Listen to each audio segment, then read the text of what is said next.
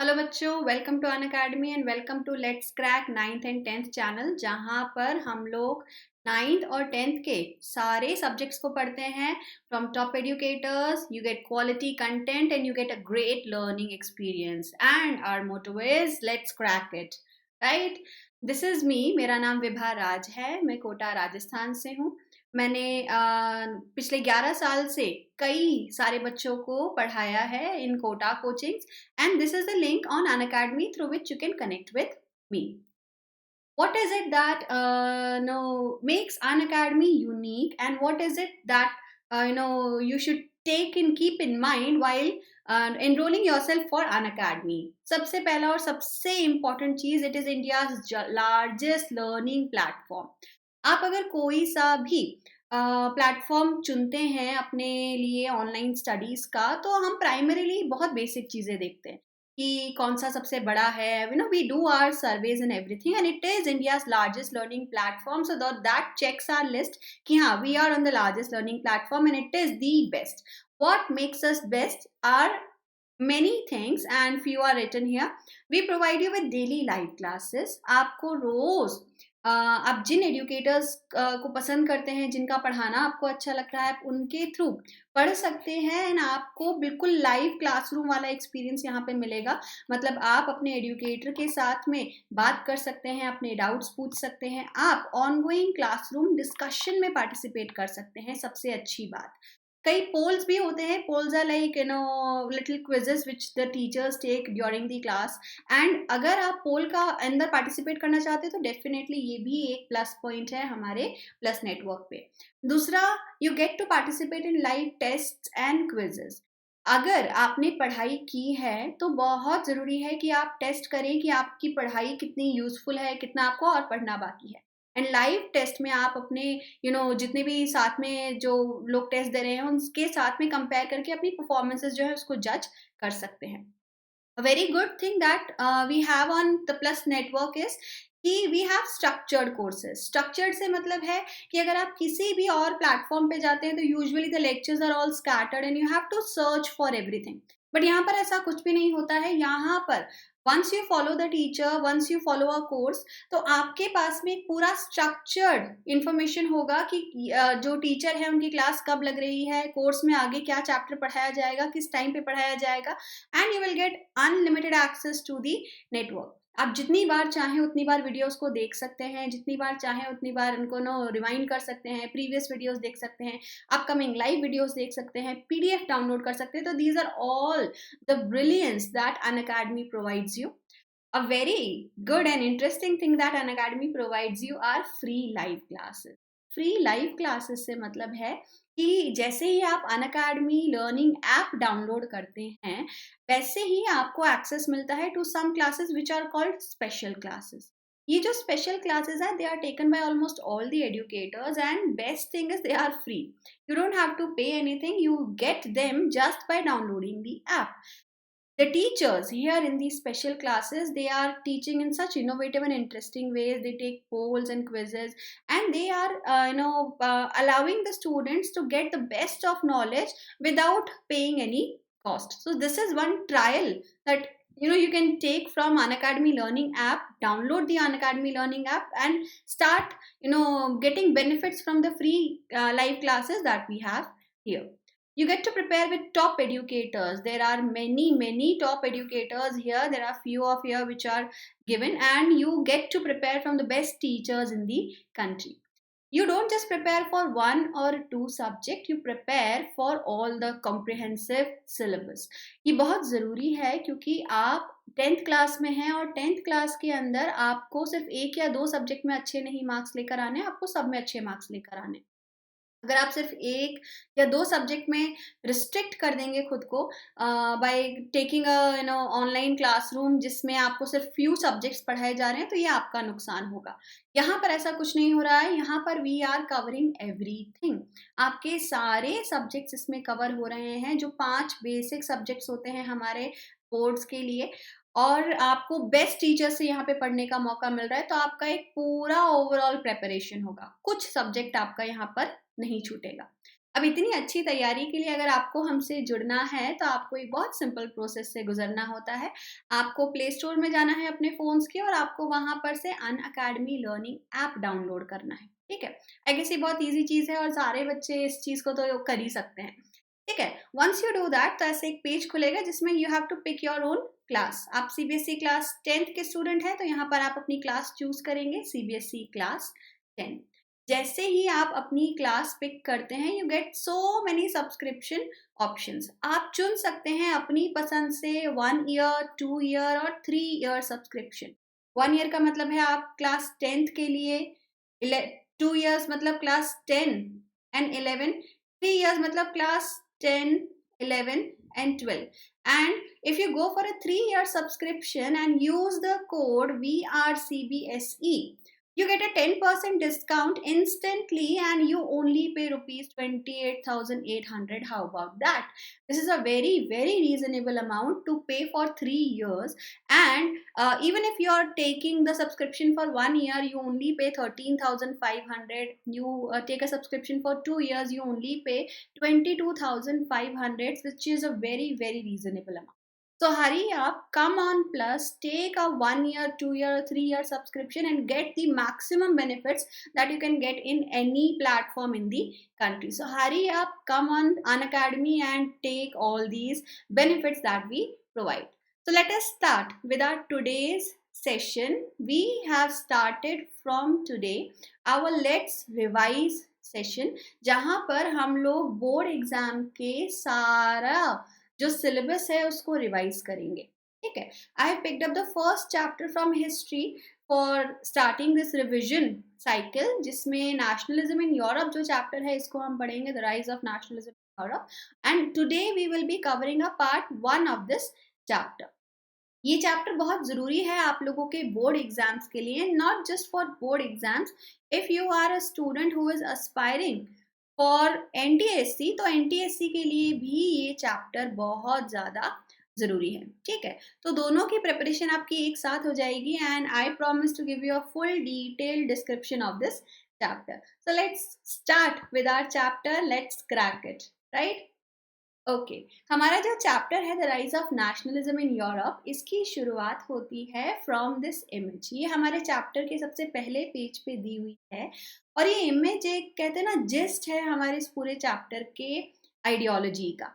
हमारा जो चैप्टर है इसमें एक वर्ड हमारे टाइटल में मेंशन्ड है, दैट वर्ड इज नेशनलिज्म, ठीक है? नेशनलिज्म या देशभक्ति तो अगर हम लेते हैं तो आज के टाइम पर ये वर्ड हमारे लिए बहुत कॉमन है and we know what is nationalism and how to define it.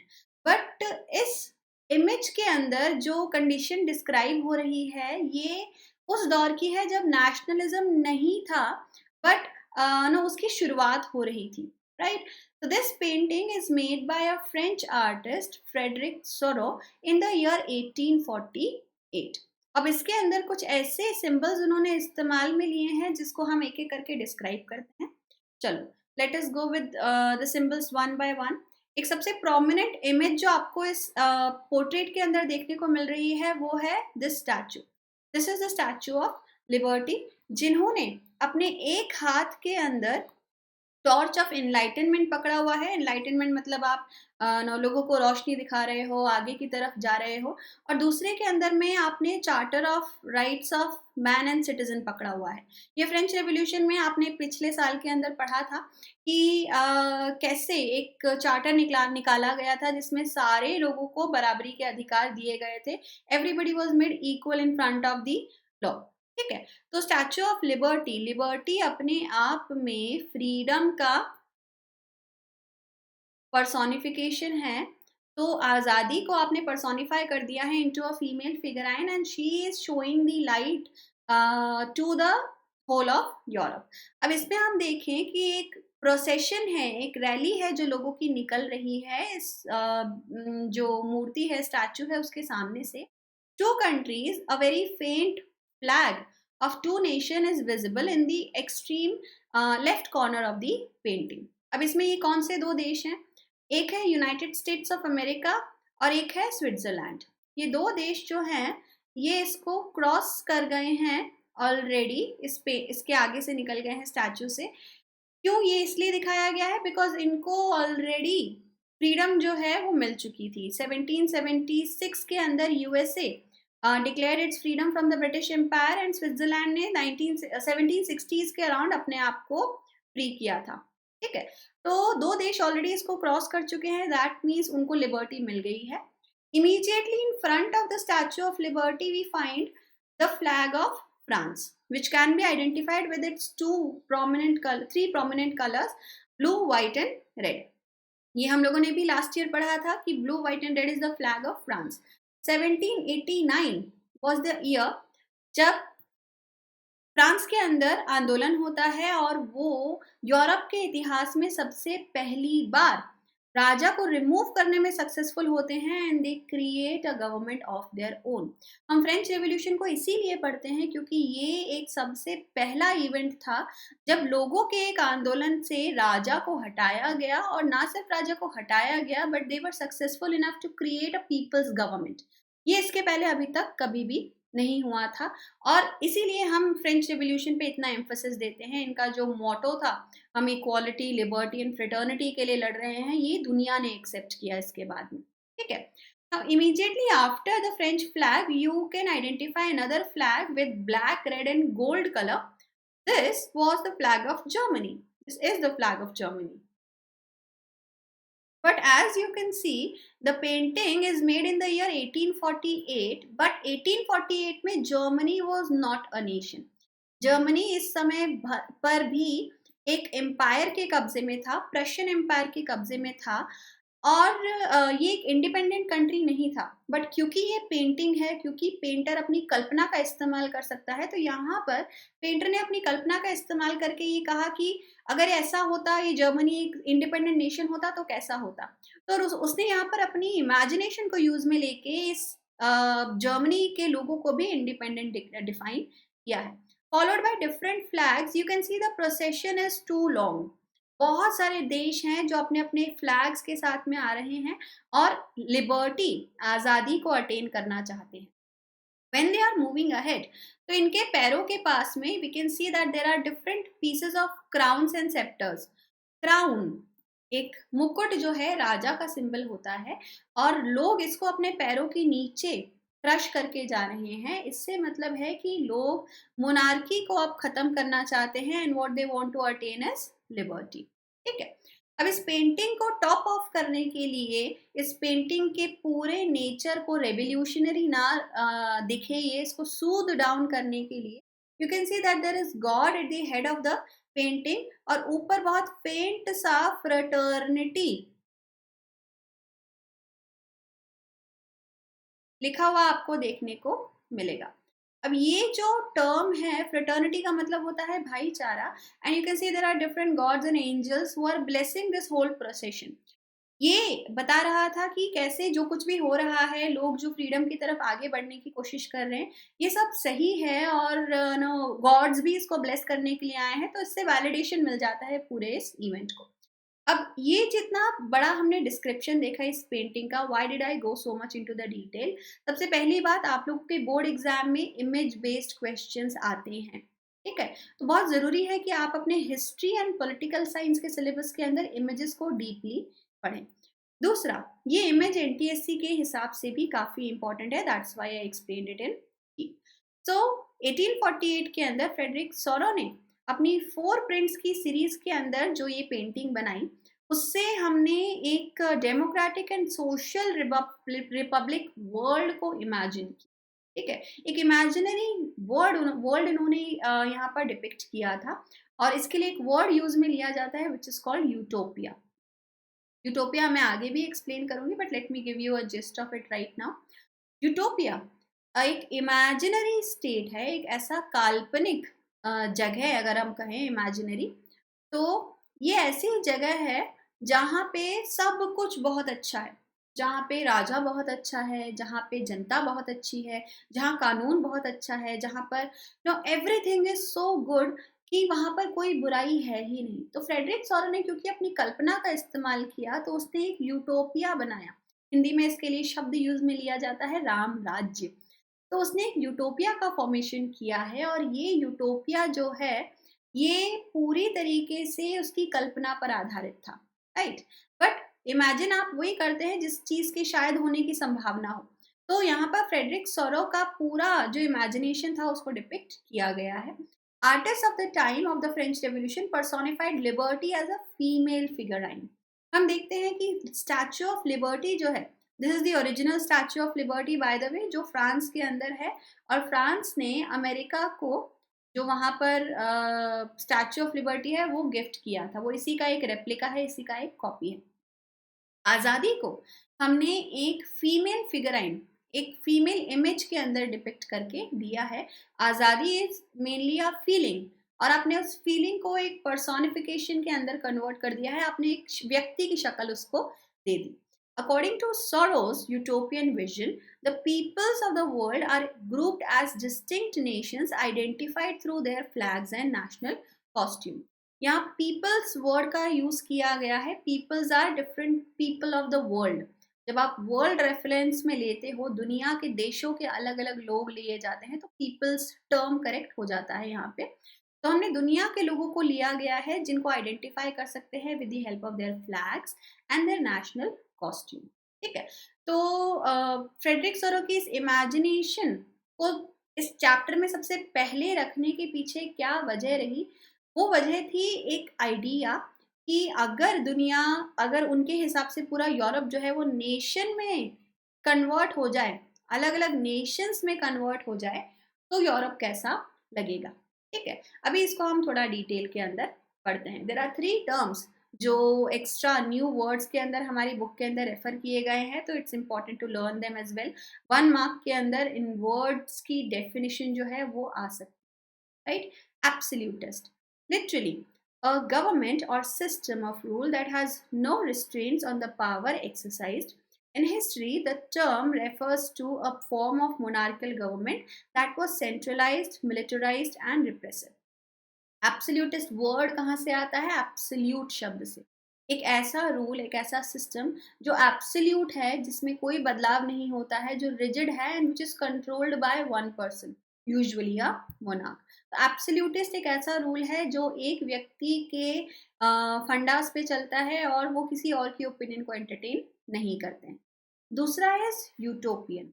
Utopia में ऑलरेडी आपको बता चुकी हूँ, vision of a society that is so ideal that it is unlikely to actually exist। एक इतना अच्छा इमेजिनरी वर्ल्ड जो असल में कभी एग्जिस्ट नहीं कर सकता।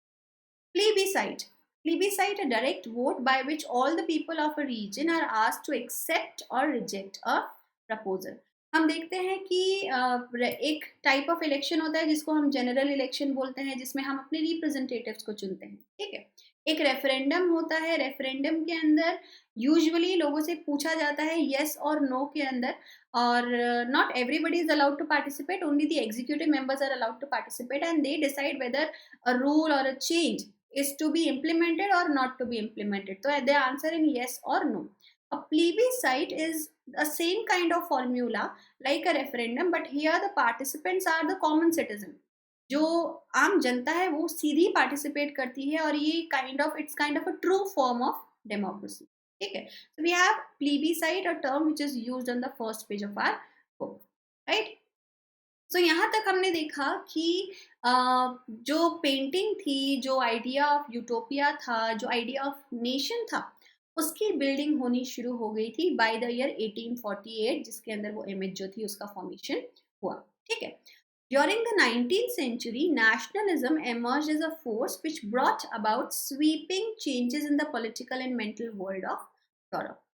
नेशनलिज्म वर्ड जो है वो जेनरेट होता है विद द टर्म नेशन। ठीक है। इस टाइम पर एक वर्ड जेनरेट होता है द नेशन स्टेट, जिसमें आप 3 चीजें कंबाइन कर रहे हो। यूनिफाइड पीपल, ऐसे लोग जो एक साथ जुड़े हुए हैं through a collective culture, through a collective belongingness, through any equivalent ethnic trait. दूसरा, अटैचमेंट टू द टेरिटरी। आप जिस भी जमीन पर रह रहे हैं, जिस भी राज्य में रह रहे हैं, देश में रह रहे हैं, you have a very strong attachment to that territory. you believe that you belong to this territory and the territory belongs to you, and this sense of connection is what builds nationalism. And the third, desire for sovereignty. Desire for sovereignty says कि हम खुद पे rule कर सके, a self rule, desire for self rule is what creates the whole of nation. हम present time में अगर देखते हैं ना बच्चों, तो नेशन की डेफिनेशन में हम कई सारी चीजें लेते हैं। हम देखते हैं कि भाई नेशन क्या है, जो एक बाउंड्री के अंदर है, वी कैन से इसके अंदर मेरा देश है, इसके बाहर किसी और का देश है। There are people who have a sense of collective belongingness.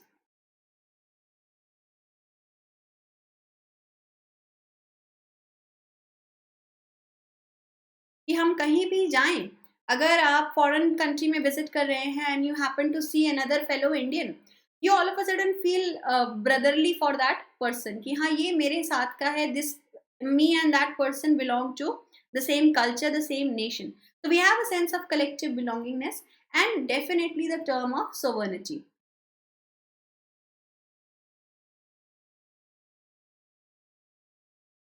Sovereignty बोलती है कि हम अपने देश पर खुद रूल करें, कोई भी आउटसाइड पावर हमारे ऊपर कब्जा ना कर सके। ये जब फीलिंग्स मर्ज हो जाती है ना, तब बिल्ड होता है एक नेशन। ठीक है, तो नेशन स्टेट का कॉन्सेप्ट आना शुरू होता है with the first French revolution. First French revolution होता है 1789 के अंदर, और हम इस चैप्टर के अंदर एक्चुअली पूरी जो सीक्वेंस का फॉर्मेशन करेंगे वो फ्रेंच रेवोल्यूशन के रेफरेंस के अंदर ही करेंगे। So a nation state was one in which majority of its citizens and not only its rulers came to develop a sense of common identity and shared history or descent. तो हम पूरी तरीके से अपने देश को अब आइडेंटिफाई करना शुरू करेंगे as a place which belongs to us and we belong to this place. ठीक है, the French Revolution and the idea of nation. So we will start our chapter with the first French Revolution. First French Revolution जो आप लोगों ने पढ़ा है पिछले साल 1789 के अंदर ये हुआ था। और अगर मैं थोड़ा सा ब्रीफ आप लोगों को दूँ इस इवेंट का, तो वी सी कि 1789 के ईयर तक अगर सिचुएशंस देखी जाए तो लुइस द 16th यहाँ पे राजा था, जो मैरी एंटोइनेट के साथ में मैरिड था। The country was neck deep in debt, and the society was divided into first estate, second estate, and third estate. The luxuries were all enjoyed by the first and the second estate, and all the miseries, all the taxation, everything was dropped on the third estate. Third estate, which comprised of almost the 90% population, and first और second state में सिर्फ 10% population आती थी जो कोई tax नहीं पे करती थी और सारी लग्जरीज को एंजॉय करती थी। ठीक है, तो फिर we come across different events. States general की मीटिंग होती है 5 मई को। स्टेट्स जनरल की मीटिंग में डिसाइड करना था कि टैक्स बढ़ाए जाए या नहीं बढ़ाए जाए, and this was the event जिसके थ्रू सारा फ्रांस जो था वो इकट्ठा होता है, थर्ड स्टेट के मेंबर्स स्पेशली इकट्ठे होते हैं to fight against this unjust increase in taxes. तो जो स्टेट जनरल की मीटिंग थी वो रिजेक्ट की जाती है। उसके बाद टेनिस कोर्ट ओथ होता है। उसके बाद 1791 में they end up making their own constitution and establishing a constitutional monarchy which is to be controlled by the legislature, the executive and judiciary. So they converted a rule of absolute monarchy into a constitutional monarchy. So the idea, the first clear expression of nationalism came with the French Revolution in 1789. The political and constitutional changes that came in the wake of the French Revolution led to the transfer of sovereignty from the monarchy to a body of French citizens. हमने monarch को हटाया और हमने French citizens को introduce किया।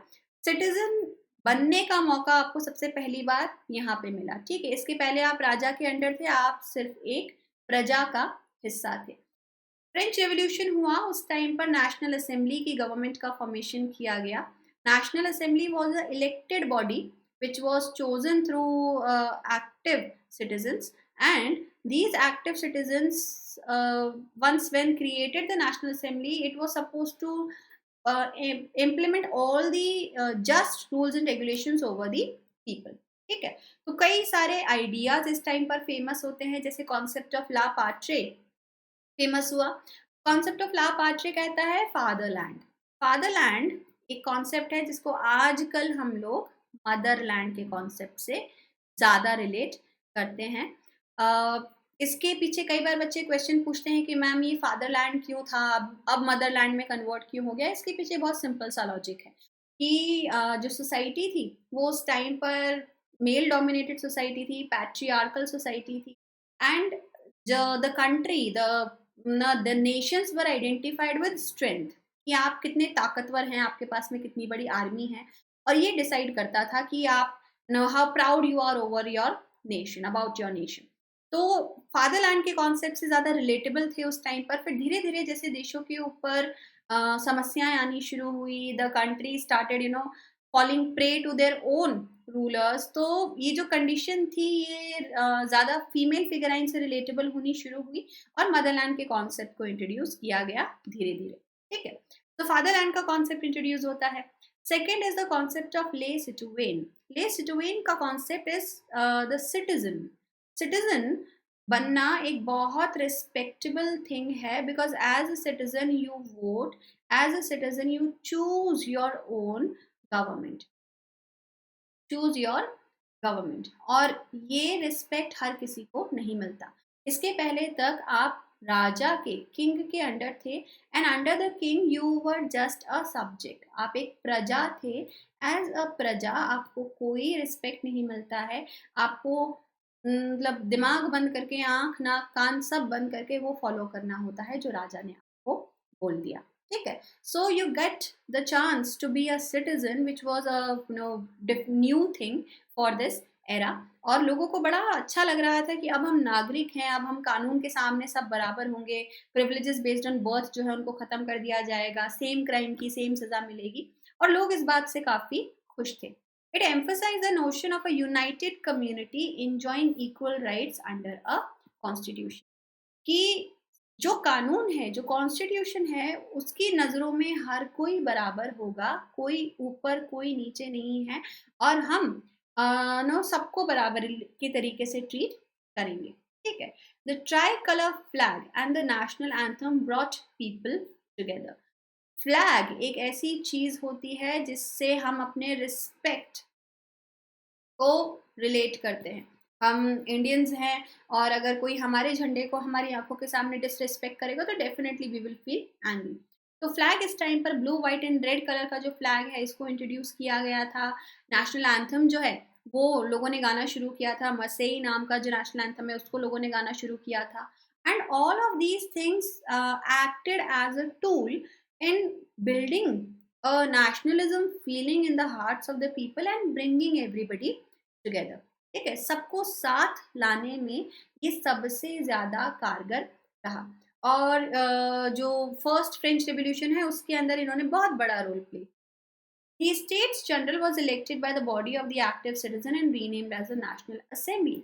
Now, because there was an assembly elected by the people who were taking decisions for everybody, people felt that this is a better form of government in comparison to anything else.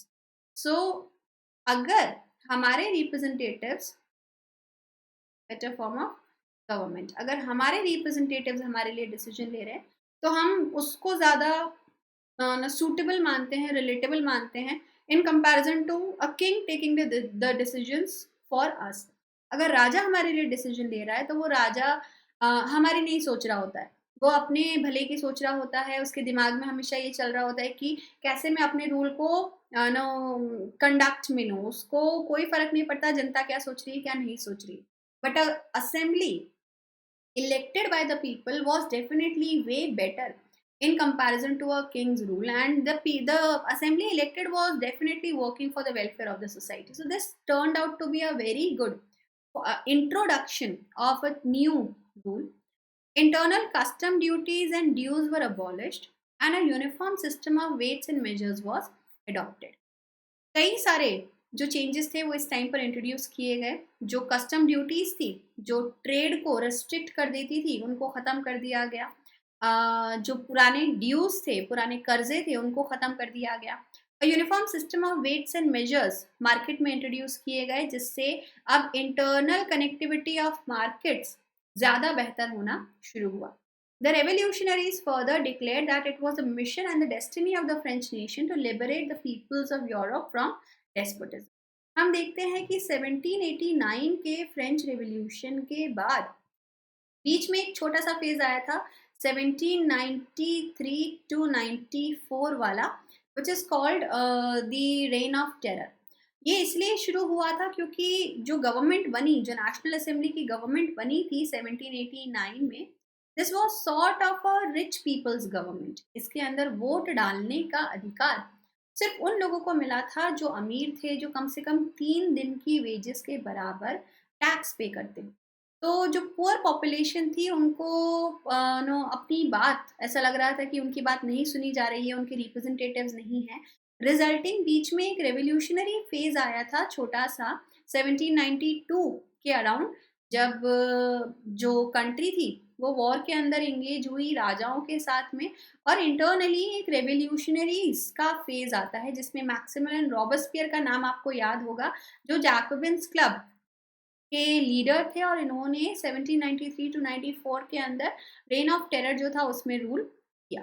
ठीक है, तो इस time पर Maximilian Robespierre क्यों famous हुआ, ये अगर हम ध्यान दें तो उसका सिंपल सा फंडा था कि हमें क्या चाहिए, हमें एब्सोल्यूट डेमोक्रेसी चाहिए। एब्सोल्यूट डेमोक्रेसी का मतलब है कि हमें कोई रिप्रेजेंटेटिव नहीं चाहिए, हमें कोई अमीर गरीब नहीं चाहिए, जो भी हमारे पास में लोग हैं सबके सब बिल्कुल बराबर होने चाहिए, चाहे वो पोजीशंस में हो, चाहे वो कपड़े पहनने में हो, चाहे वो किसी भी तरीके से खाना वगैरह खाने में हो, किसी भी तरीके का भेदभाव हमें देश में नहीं चाहिए। तो उसने रेवोल्यूशनरीज के फेज ने, ये छोटे से रेवोल्यूशनरीज के फेज में उन्होंने एक एब्सोल्यूट इक्वालिटी इंप्लीमेंट करने की बात की। Students and other members of educated middle classes began setting up Jacobins club. इन लोगों ने पार्टिसिपेट किया था, ये पढ़े लिखे थे, and they definitely wanted the government to be ruled by the people who wanted their own self rule। ठीक है, तो 1794 में हम लोगों ने लास्ट यहाँ पे देखा है 1794। 1794 के अंदर जब रॉबस्पियर का रूल खत्म हुआ, उस टाइम पर जो फ्रांस था उसके अंदर एक अनस्टेबल गवर्नमेंट का फॉर्मेशन होता है। उसके बाद में हम डायरेक्टरी रूल देखते हैं। डायरेक्टरी एक्चुअली एक बहुत ही ज़्यादा अनस्टेबल गवर्नमेंट थी। क्यों? Because they fought with each other, they were very unstable, and result ये निकलता है कि पास में, फ्रांस के ही बिल्कुल पास में इटली नाम का एक देश है, यहाँ पर एक आर्मी कमांडर अपने एस्पिरेशंस को पूरा करने के लिए निकला था। उसका नाम था नेपोलियन बोनापार्ट। 1804 में 1804 के अंदर नेपोलियन इन अनस्टेबल कंडीशंस का फायदा उठाता है and becomes a king of France, और खुद को ये फ्रांस के ऊपर कब्जा करके राजा डिक्लेयर करता है। और जैसे ही ये राजा बनता है, ये इंट्रोड्यूस करता है नए चेंजेस, जिसको कहा जाता है द सिविल कोड ऑफ 1804, या इसको नेपोलियनिक कोड के नाम से भी हम लोग जानते हैं।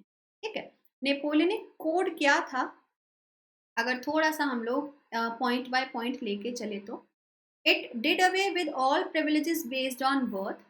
हमें पॉइंट वाइज अगर एग्जाम में लिखना है तो ये चीज़ें पता होनी चाहिए। It did away with privileges based on birth, मतलब आप कहीं पर भी पैदा हुए हैं, आप चाहे राजा के परिवार में पैदा हुए हैं, चाहे नोबिलिटी के परिवार में पैदा हुए हैं, चाहे प्रीस्टली फैमिली में पैदा हुए हैं, आपके लिए कोई प्रिविलेजेस नहीं है। मतलब कानून के आगे सब लोग बराबर होंगे, सब बराबर टैक्स पे करेंगे, सभी लोग जो हैं सेम क्राइम की सेम सजा पाएंगे। Established equality before the law, that is the second point which comes with the privileges based on birth were removed. And the third is secure the right to property। Secure the right to property से मतलब है बच्चों कि इसके पहले तक, Napoleon के आने से पहले तक, जो प्रॉपर्टी है, जमीन जो है, उसकी ओनरशिप सिर्फ फर्स्ट और सेकंड स्टेट के पास में हो सकती थी, थर्ड स्टेट का जो पर्सन है वो लैंड ओन नहीं कर सकता था, राइट। ये सिर्फ एज अ सर्फ या एज अ पेजेंट जमीन को रेंट करके इस्तेमाल में ले सकते थे, बट ये कभी लैंड को ओन नहीं कर सकते थे। लेकिन नेपोलियन ने एक बहुत रेवोल्यूशनरी चेंज किया उस टाइम के लिए कि आपने प्रॉपर्टी राइट्स दे दिए। अब जिनके पास में भी बहुत सारी ज़मीनें थी उसको रिमूव किया गया और छोटे किसानों को बांटना शुरू किया गया। तो रिजल्ट ये निकलता है कि जो थर्ड स्टेट के लोग थे they started becoming a fan of Napoleon, कि इससे अच्छा राजा तो कोई आ ही नहीं सकता है, इसने हमको ज़मीन ओन करने का अधिकार दिया है। And he instantly became a very loved king. Napoleon simplified the administrative divisions. उसने, क्योंकि वो एक बेहतर एडमिनिस्ट्रेशन इम्प्लीमेंट करना चाहता था, तो उसने क्या किया, उसने एरिया को बेटर डिवीजन के अंदर कन्वर्ट किया, ऐसे डिविजन्स जिनको एडमिनिस्टर करना रिलेटिवली आसान होगा। He abolish the feudal system. Feudal system का मतलब होता है जमींदारी सिस्टम। लैंडलॉर्ड्स जो होते थे, जो राजा को सिर्फ थोड़ा सा टैक्स देते थे, बाकी खुद एंजॉय करते थे सब कुछ, तो फ्यूडल सिस्टम इन्होंने खत्म कर दिया, लैंडलॉर्ड सिस्टम इन्होंने खत्म कर दिया and freed the peasants from serfdom and manorial dues. Serfdom का मतलब होता है a type of bonded labour, type of bonded labour. And manorial dues are debt, पुराने जो कर्जे थे उनको रिमूव किया गया। सर्फडम, बॉन्डेड लेबर क्या होता था कि इनके यहाँ पर जो भी फ्यूडल्स होते थे, जो लॉर्ड्स होते थे, ड्यूक्स होते थे, इनके पास में लैंड होता था और इस लैंड के ऊपर जितने भी लोग रिजाइड कर रहे हैं ना, जितने भी लोग इस टेरिटरी के अंदर आ रहे हैं, ये बाय डिफॉल्ट उसके बॉन्डेड लेबर बन जाते थे, जिनको सर्फ कहा जाता था। ये serf were suppose to work for only this one lord. जो भी एक लॉर्ड है वो इसी के लिए काम करेंगे and they are not to ask for any payment. बिना पेमेंट के इनको इसके लिए काम करना होता था। और वो खेतों में भी काम कराता था इनसे, वो अपने घर के भी काम कराता था इनसे, बट उसके लिए इनको कोई भी पैसे पे नहीं किए जाते थे। और सबसे बड़ी प्रॉब्लम ये हो जाती थी कि ये जो सर्फ थे, ये अगर चाहें कि कहीं और जाके काम कर लें, किसी और के खेत में काम करें जिससे उनको पैसा मिलेगा, वो भी अलाउड नहीं था इनके लिए। ये काइंड ऑफ बॉन्डेड लेबर बन गए थे एक ही व्यक्ति के अंडर। मेनोरियल ड्यूज, जो टैक्सेस लगाए जाते थे इनके ऊपर, ये इतने हाई होते थे कि ज्यादातर जो किसान थे छोटे, वो अपने टैक्सेस को, रेवेन्यूज को पे नहीं कर पाते थे। और क्योंकि ये रेवेन्यूज को पे नहीं कर पाते थे तो इनके ऊपर बहुत सारे ड्यूज जो थे वो चढ़ते चले जाते थे, कर्जे चढ़ते चले जाते थे। और फिर आगे जाके इनकी कई जनरेशंस इनके लिए काम कर रही होती थी बिना किसी पैसे के। इसको भी खत्म कर दिया गया। Transport and communication systems were improve. Transport and communication लाने से फायदा ये हुआ कि जो बिजनेसेस थे वो तेजी से फ्लरिश करने शुरू हुए। आपको अगर अच्छा ट्रांसपोर्टेशन मिलता है, अच्छी सड़कें मिलती हैं, बेहतर दुकानें मिल रही हैं, इक्वल वेट्स एंड मेजर्स आपको मिल रहा है, कम्युनिकेशन सिस्टम आपने इम्प्रोवाइज किया है, तो आप बिजनेस को इम्प्रोवाइज कर सकते थे बहुत तेजी से। और बिजनेस अगर इम्प्रूव होगा तो किसको पैसा मिलेगा? राजा को ज़्यादा से ज़्यादा पैसा मिलेगा इन दी फॉर्म ऑफ टैक्स। तो what Napoleon is doing is, Napoleon ने थर्ड स्टेट के लोगों को खुश करना शुरू किया।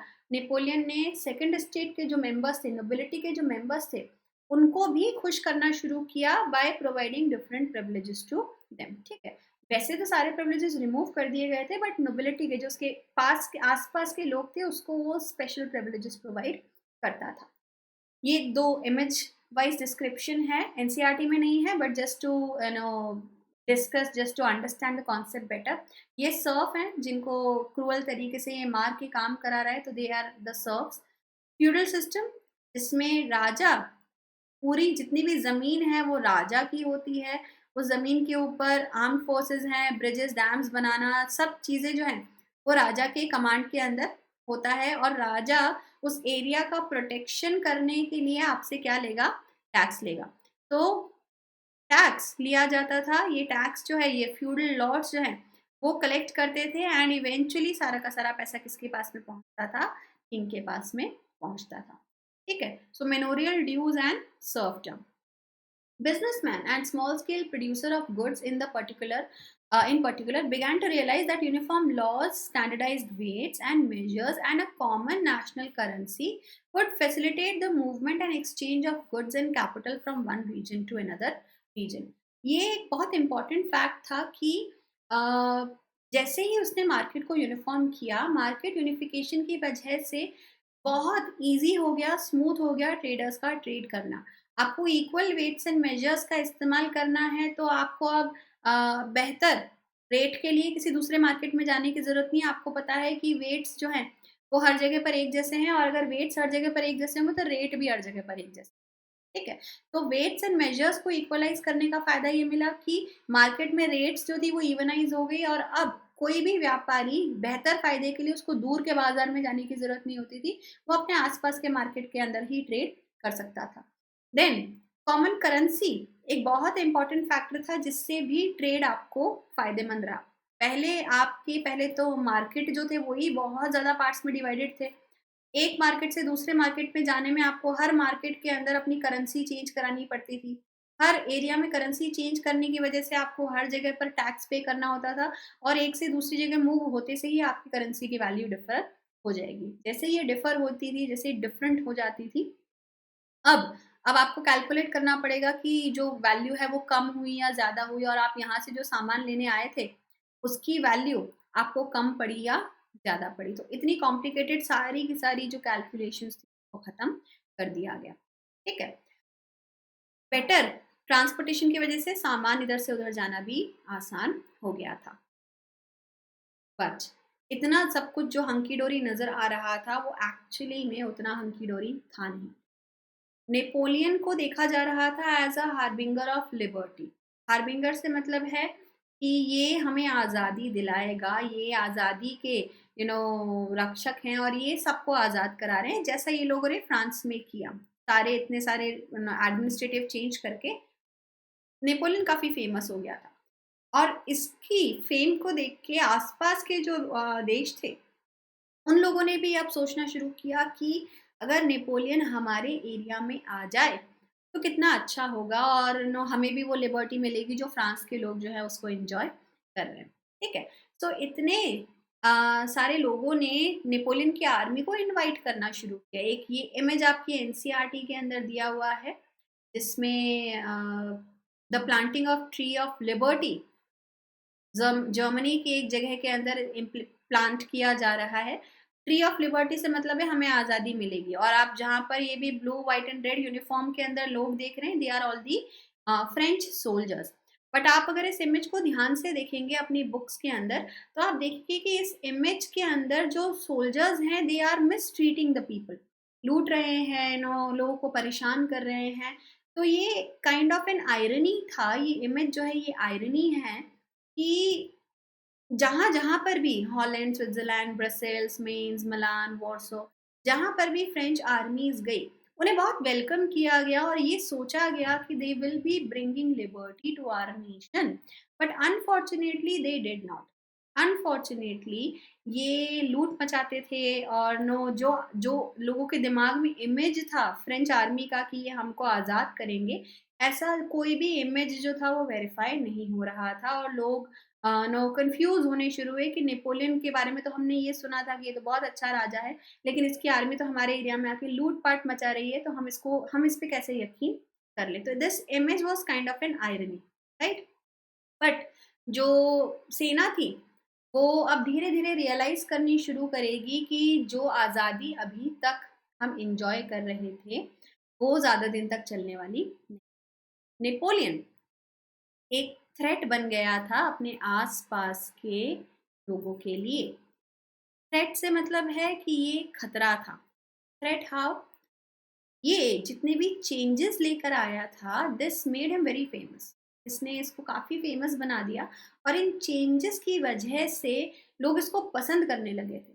जो नेबरिंग नेशंस थे, जो भी आसपास के देश थे, उनके राजाओं को अब ये डर लगने लगा कि हमारे लोग भी अगर ये चेंजेस डिमांड करने लगेंगे और अगर हम उनको नहीं देते हैं तो ऐसा तो नहीं होगा कि हमारे ही लोग, हमारे ही जो सिटीजन्स हैं वो हमारी लॉयल्टी छोड़ के नेपोलियन के पास में चले. तो नेपोलियन एक बहुत बड़ा थ्रेट बन गया था आसपास के कन्वेंशनल राजाओं के लिए, ऐसे राजा जो ट्रेडिशनली रूल कर रहे थे। और इसका रिजल्ट ये निकलता है कि धीरे धीरे धीरे नेपोलियन को नजर आने लगता है कि उसके आसपास के जितने भी राजा हैं they are gathering strength to fight against him. और अब नेपोलियन भी खुद को तैयार करना शुरू करेगा। So, in a very short while, it became clear that the new administrative arrangements did not go hand in hand with political freedom. Napoleon ने जितनी भी आज़ादी शुरू शुरू में दी थी, एडमिनिस्ट्रेटिव आज़ादी आपको शुरू शुरू में दी थी, वो सारी आज़ादी कंटिन्यूड रहेगी इस बात की कोई गारंटी नहीं थी। और ये धीरे धीरे लोगों को रियलाइज होना शुरू हुआ। Increased taxation, censorship, forced conscription into the French armies required to conquer the rest of the Europe all seemed to outweigh the advantages of administrative changes. अब नेपोलियन को भी रियलाइज हो रहा था कि आसपास के देश उसके लिए उसके अगेंस्ट में खड़े हो रहे हैं। तो उसने क्या किया, उसने भी अपनी तरफ से तैयारी करनी शुरू कर दी। तो उसने टैक्सेस बढ़ा दिए, क्योंकि आपको आर्मी चाहिए, हथियार चाहिए, सेना के बहुत सारे खर्चे होते हैं, तो आपको पैसा चाहिए। तो आपने टैक्स बढ़ा दिए ताकि अब आप अपना पैसा अक्वायर करके आर्मी खड़ी कर सको। पहले उसने बहुत रियायत दी थी, बहुत लोगों को ईजी फॉर्म में टैक्स दिया था, लेकिन अब उसने बढ़ा दिया तो लोग परेशान होने शुरू हुए। सेंसरशिप उसने बढ़ा दी। सेंसरशिप से मतलब है कोई भी राजा के खिलाफ ना तो लिख सकता है, ना कहीं पर भी बोल सकता है, और अगर ऐसा कहीं पर भी कोई पाया गया तो उसको मार दिया जाता था। Post conscription into the French armies required to conquer the rest of Europe. Napoleon का एक सपना था कि वो पूरे यूरोप पे कब्जा करे, और उसका सबसे बड़ा सपना था रशिया के ऊपर कब्जा करना। रशिया उस समय का सबसे बड़ा यूरोपियन एम्पायर था, और नेपोलियन ने कुछ टाइम का रेस्ट लेके अपने इस सपने को पूरा करने के लिए आगे बढ़ना का प्लान बनाना शुरू। तो उसको सिपाही चाहिए थे युद्ध लड़ने के लिए। जितने ज़्यादा लोग होंगे, जितनी बड़ी आर्मी उसके पास होगी, उतना उसको फायदा होगा। तो उसने अब सिपाही जुगाड़ने शुरू किए। सिपाही कहाँ से लेकर आओगे आप? करंटली प्रेजेंट टाइम में जो हमारे पास में आर्मी होती है, it is made up of people who willingly want to come and join the army. But उस टाइम पर ऐसा कुछ नहीं होता था। उस टाइम पर जो भी एबल बॉडीड मेल होते थे, जिनके शरीर में कोई खराबी नहीं है, हाथ पैर सही सलामत हैं, यंग हैं, उनको आप आर्मी में भर्ती कर लेते थे जबरदस्ती। तो जितने भी बच्चे थे जो 14, 15, 16, 17, 18 साल के थे, उनको आपने आर्मी में भरना शुरू कर दिया। और लोग इस बात से परेशान होने शुरू हुए कि हमें ज़बरदस्ती आर्मी में भर्ती किया जा रहा है। एंड उसने अब एक स्ट्रिक्ट आर्मी को ट्रेन करना शुरू कर दिया। जैसे जैसे जैसे उसने अपनी पावर को अक्वायर किया, उसकी जो एनिमीज थे वो भी एक साथ आने शुरू हुए। मेनली 4 एनिमीज हम लोग काउंट करते हैं: Britain, Austria, Russia and Prussia.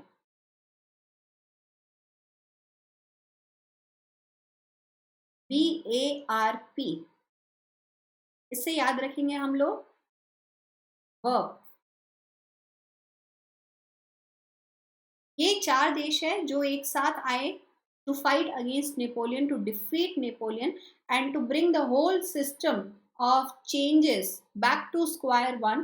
क्योंकि ये ट्रेडिशनल राजा थे सारे के सारे। ये जितने भी राजा हैं, ये सारे ट्रेडिशनल वाले राजा हैं, जिनकी पुश्तों ने इस जगह के ऊपर रूल किया था। और इनको अच्छा नहीं लग रहा था कि नेपोलियन जैसा एक न्यू कमर जो रॉयल्टी से बिलोंग भी नहीं करता है, वो आया और उसने फ्रांस जैसे बड़े देश के ऊपर कब्जा कर लिया।